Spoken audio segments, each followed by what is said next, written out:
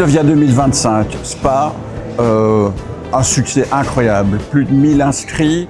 On a eu une journée avec 500 personnes, 500 entrées, full. Ce qui veut dire que les 1000 personnes, on les a eues entre la soirée d'ouverture à 180, avec Anne Cordier qui nous a fait une causerie autour de la place du smartphone. La place du smartphone dans les familles, mais aussi la place du smartphone en école. Donc très beau sujet.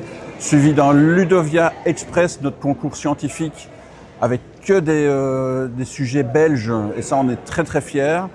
Ludovia, ça évolue, on a des nouveautés, on a eu un focus sur la didactique de l'informatique et la didactique de le numérique, avec une réflexion sur comment on apprend le numérique, comment on apprend avec le numérique, à quel moment il faut une culture numérique pour pouvoir avancer avec ces pédagogies. Donc voilà, un fil rouge dans le programme qui était déjà très riche, un programme qui a parlé d'éducation aux médias, qui a beaucoup parlé d'intelligence artificielle, puisque les enseignants en ExploreCom sont venus parler de leur retour d'expérience en classe avec les outils IA ou simplement comment ils utilisent l'IA pour accompagner leurs élèves.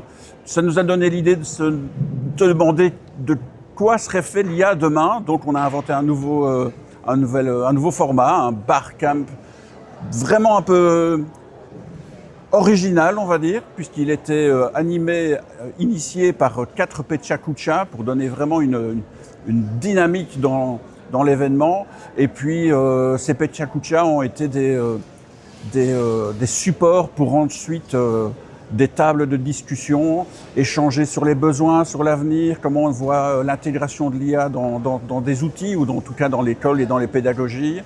Ça a beaucoup phosphoré. 1000 personnes, ça veut dire aussi que dans tous les ateliers, on avait au moins entre 20 et 30 personnes, ce qui a vraiment nourri des échanges très riches. Ça n'a pas arrêté et je pense que ça a été une très belle édition. On a déjà des retours magnifiques de contacts, d'échanges et de partage de ressources. Donc c'est une édition dont on peut être très fier.